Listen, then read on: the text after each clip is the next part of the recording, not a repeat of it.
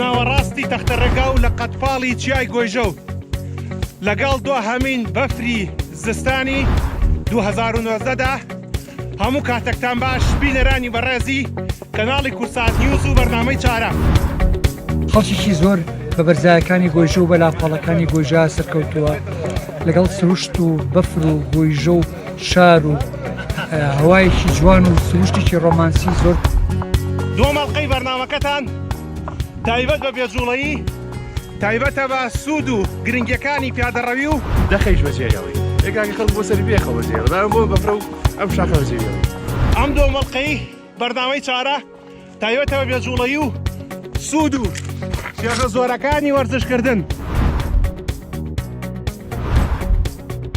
کاتێک کە ئەڵێن تۆ خۆتت خۆش بوێ بەمانای چی؟ واتە تۆ گرنگی بە خودی خۆت بە، گرنگی بە سیحەتی خۆت بە، گرنگی بە دەرونی خۆت بە، گرنگی بە بیرکردنەوەکانی خۆت بە.